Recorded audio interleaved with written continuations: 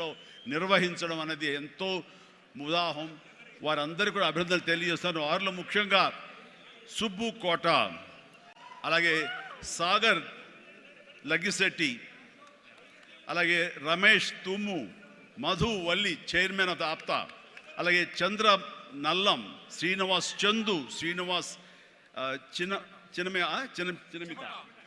చిమిట, విజయ్ గుడిసేవ, బాబీ అడ్డా.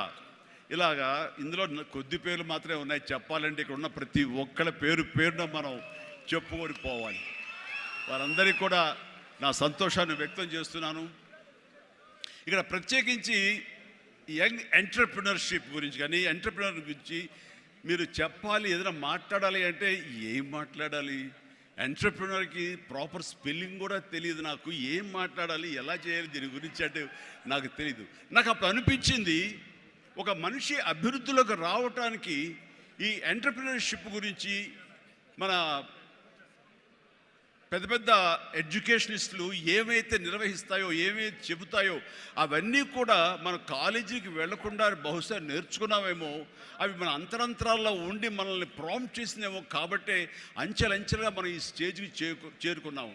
అంటే నేను ఒక నోవేర్ నుంచి ఈ రోజున సమ్వేర్కి ఈ రోజున వచ్చానంటే కనుక బహుశా అవన్నీ కూడా నాలో అండర్ కరెంట్గా ఉండి నన్ను ప్రాంప్ట్ చేస్తూ, నన్ను ఎంకరేజ్ చేస్తూ, నన్ను సరైన మార్గంలో నడవబట్టి ఈరోజు ఈ స్టేజ్కి వచ్చానేమో. కాబట్టి నా గురించి, నా ఎదుగుదల గురించి, నేను ఎవాల్వ్ అయిన విధానం గురించి, నన్ను నేను మలుచుకున్న విధానం బట్టి, ఆయా ప్రతికూల పరిస్థితిలో ఎలాగ నేను దాన్ని నాకు అనుకూలంగా చేసుకుని, నాకు అనుకూల పరిస్థితి చేసుకుని ఎలా ఎదుగుతూ వచ్చాను అనేది ఈ రోజున మీతో నేను చెప్పుకోగలిగితే, మీరందరూ చదువుకున్న వాళ్ళు కాబట్టి ఈ యొక్క ఎంటర్‌ప్రెన్యూర్‌షిప్లో, ఈ బిజినెస్లో, ఈ కార్పొరేట్లో ఏమేమి చెబుతారో వాటి మీరు అన్వయించుకోవచ్చు. అందులో ఈరోజు నా గురించి నేను చెప్పుకోవాల్సి వస్తే కనుక, ఒక సాదాసీదాగా ఒక లో మిడిల్ క్లాస్ ఫ్యామిలీ నుంచి ప్రారంభించిన వాడిని ఈరోజు కొత్తగా నేను చెప్పాల్సిన అవసరం లేదు. కానీ ఇదివరకు గతంలో ఎవరితో షేర్ చేసుకోలేనటువంటి కొన్ని విషయాలు, అది ఈ రోజున ఫోటోగ్రాఫర్ ప్లీజ్ కూర్చోండి. ఆల్ ద 3 కానిస్టేబుల్ గారు ప్లీజ్, థ్యాంక్ యూ. వాళ్ళందరూ ఏమండి మీరు అడ్డొస్తారు, మీరు కిందకి వెళ్ళిపోండి ప్లీజ్, దట్ అడ్లేకండి. Thank you. సో నేను ఎలాగొచ్చాను, ఏమిటి నా మైండ్ సెట్ ఎలా ఉండింది, ఎప్పటికప్పుడు అది మార్చుకుంటూ ఎలాగ నేను ఎవాల్వ్ అయ్యాను అనేది ఈ రోజున మీతో నేను షేర్ చేసుకుంటే అది చాలామందికి ఆలోచింపజేస్తుంది, ఆచరించేలా చేస్తుంది. అది ఆమోదం అయితే కనుక అది వినియోగించుకునేలాగా కూడా చేస్తుందని నేను ఆశిస్తున్నాను. అండ్ నాకు చిన్నప్పుడు స్కూల్లో చేరినప్పుడు 7th 8th క్లాసుల్లో నాకు ఇంట్రెస్ట్ అనేది ఏమిటి అని అన్ని ఏదో ఒకటి సాధించాలి, ఏదో ఒకటి ఉండాలని ఉండేది. గేమ్స్ అనేది, ఆట అనేది ఎవరికి ఇష్టం ఉండదండి. చదువు అంటే కష్టం కానీ ఆట ఎవరికి ఇష్టం ఉండదు. సో చదువు వైపు తప్పనిసరిగా వెళుతున్నాం కానీ నా మనసు ఆటల వైపు అని. అప్పట్లో బాల్ బ్యాడ్మింటన్ ఉండేది, ఎల్లో బాల్ ఇలా ఉండేది. సో 1-2 రోజులు ఆడిన తర్వాత 3వ రోజు ఎవడో ఏమో తెలియదండి, సరిగ్గా కొడితే అది నా కంటికి తగిలి కళ్ళు వాచిపోయింది. ఆ తర్వాత మళ్ళీ ఆ గేమ్ వైపు వెళ్ళలేదు. సరే వాలీబాల్ ఆడదాం కదా అంటే వాలీబాల్ ఆ అవతల షాట్లు ఎగిరి కొట్టినప్పుడు నేను ఫింగర్స్తో టచ్ చేశాను. ఇలా టచ్ చేస్తుంది, ఫింగర్తో టచ్ చేస్తే మొత్తం 7 వంగిపోయినాయి. ఆ ఆట అంటే భయం వేసింది. క్రికెట్ అంటే ఆడెవడో మన బాల్ తీసుకొచ్చి నా బొట్టనవేలు మీద కొట్టాడు, బొట్టనవేలు వాసిపోయింది. ఏంటి మన గేమ్స్ అచ్చొచ్చేలా కనపట్లేదు, నెక్స్ట్ ఇది కాదులే అనుకున్నాగా ఎన్సీసీ అనేది, నేను ఎక్స్ట్రా క్యారిక్యులర్ యాక్టివిటీస్లో పార్టిసిపేట్ చేయాలని నాకు ఎన్సీసీ కనిపించింది.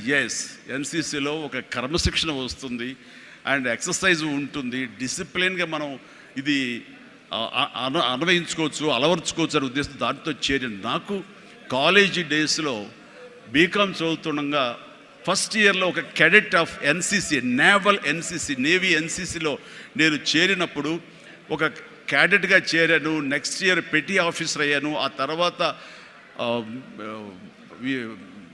క్యాడెట్ కెప్టెన్ అయ్యాను. ఆ తర్వాత సీనియర్ క్యాడెట్ కెప్టెన్ని 3rd ఇయర్లో అయ్యాను. అవ్వటమే కాదు, ఈ ఇంటర్నేషనల్గా నేషనల్ వైడ్గా జరిగేటటువంటి మన ఆర్డీసీ క్యాంప్ రిపబ్లిక్ డే సెలబ్రేషన్స్లో మా రాష్ట్రపతి రోడ్డు మీద నేను మన సైన్యంతో పాటు నేను కూడా కవాతు చేయడం జరిగింది. వాట్ వండర్ఫుల్ ఎక్స్పీరియన్స్ అంటే ఓ పక్క నుంచి ప్రధానమంత్రి గారు, పక్కన ఇందిరాగాంధీ గారు అప్పట్లో, అండ్ ప్రెసిడెంట్, వాళ్ళందరూ ఉన్నప్పుడు వాళ్ళు నడుస్తుంటే ఇది కదా మనం సాధించామంటే ఎస్ అనుకునేవాడిని.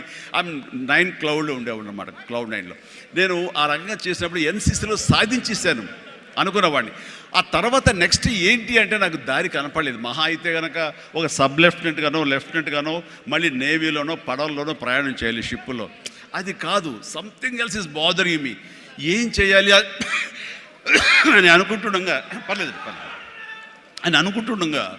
నాకు అనిపించింది, కాలేజీలో అనుకోకుండా ఒక డ్రామా వేశాను. ఆ డ్రామా పేరు రాజీనామాలో నాకు బెస్ట్ యాక్టర్ వచ్చేసింది. వెంటనే ఆ ఫోటోగ్రాఫ్ ప్రింట్ చేసి మా కాలేజీ మ్యాగజైన్లో వేసిస్తారు.